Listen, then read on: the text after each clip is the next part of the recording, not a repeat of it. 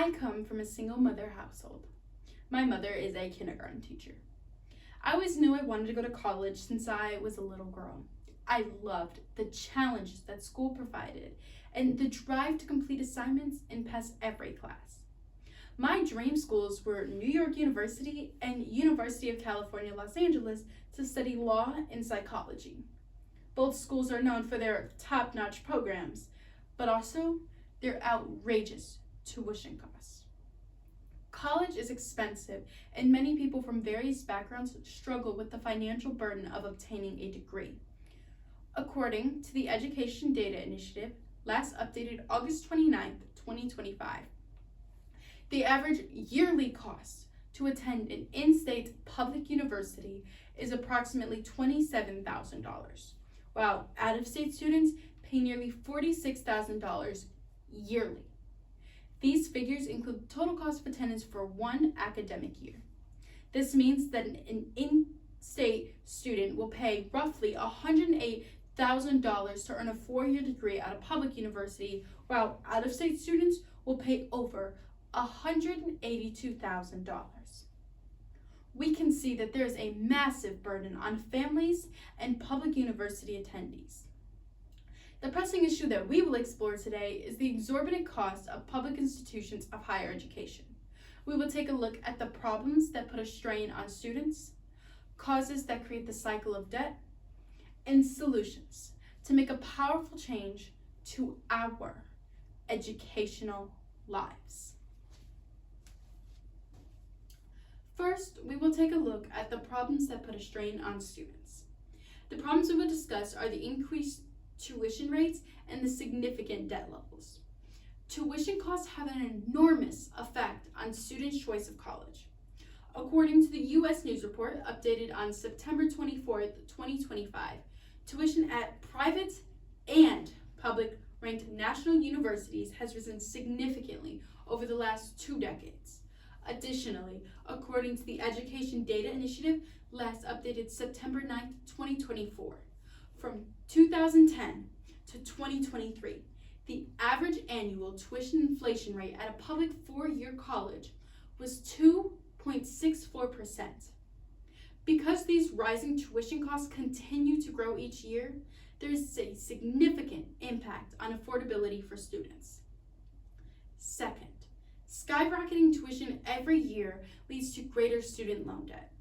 According to the Association of Public and Land-Grant Universities, among all public university graduates, including those who didn't borrow, the average debt at graduation is a little over $16,000, which is almost half of the average annual earnings of $36,000 for a bachelor degree holder. The National Center for Education Statistics reported in May of 2023, the standard loan repayment plan is designed so that loans are payable within 10 years. The expectation that going into college that one is going to be in debt for years is a straining burden that one may have to carry. Now, let's take a look at our causes that enable the cycle of debt.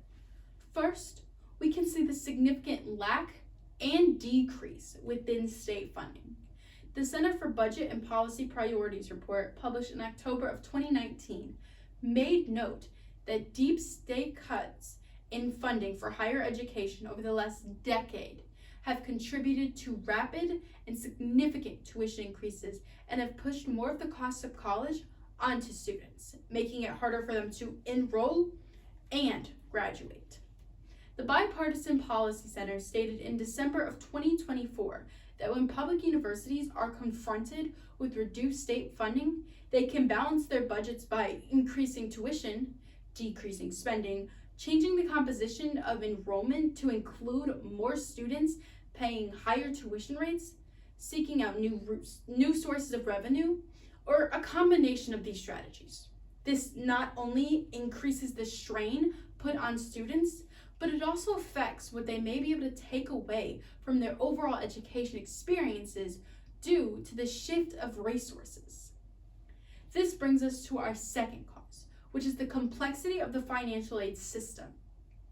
According to the Brookings Institution, reported in May of 2023, complexity of the financial aid application process are compounded by a lack of awareness of financial aid options. Additionally, the Government Accountability Office in September of 2024 stated that there were more than 40 separate technical issues with the initial rollout of the free application for federal student aid, or FAFSA, including problems that blocked some students from starting or completing their applications. For example, students and parents filling out their applications found that information they entered onto the form to be deleted. There were numerous error messages and an incorrect estimates of students' eligibility for federal aid. This affects not only how many students apply, but also how much confidence they have when looking at the possible future deterrence of how much financial support they may receive. Finally, let's take a look at some solutions to make a powerful change to our educational lives. We'll explore two possible solutions: free community college and better financial literacy. First, we can establish some grants for free community college. Community college is an amazing start to higher education, and it would be significantly cheaper, allowing for more people to apply and earn their degrees. The Federal Trade Commission from September 2020 reported that there would be roughly a 26% increase of enrollment and a 20% increase of degree completions. Now, this may not sound like a lot, but when you take a look at the current rate of about 60% degree completion, the rate we could simply see by adding 20 would increase to almost 80%. Now, in reality, the City College of San Francisco implemented the Free City program, which is free city college tuition and aid for San Franciscans. Not only did this make education more affordable, it also increased the enrollment for the school. The college is actively seeing a 30% increase, or just over 1,000 new students. This school is a prime example of helping students gain an education, but also keeping them out of significant debt for wanting to pursue more in life. Second, we need to allow students and their families to have a stronger understanding of financial literacy in the financial aid process. Financial literacy, when talking about college, means understanding how to manage money needed for tuition, housing, and daily expenses. According to the official FAFSA website, there are 5 steps to getting your financial aid. First, fill out the free application. Second, compare aid offers. 3, reply to your aid offer. 4, sign loan agreement. And 5, complete entrance counseling. These steps fail to acknowledge that some students won't need any loans at all. It is important to additionally understand the difference between loans and grants. Loans you pay back and can put you in debt. Grants are like scholarships. You don't have to pay them back. For more information, scan this QR code to explore more ways of making college more affordable. Today, we were able to see that there is a massive burden on families and public university attendees. The pressing issue that we explored today is the exorbitant cost of public institutions of higher education.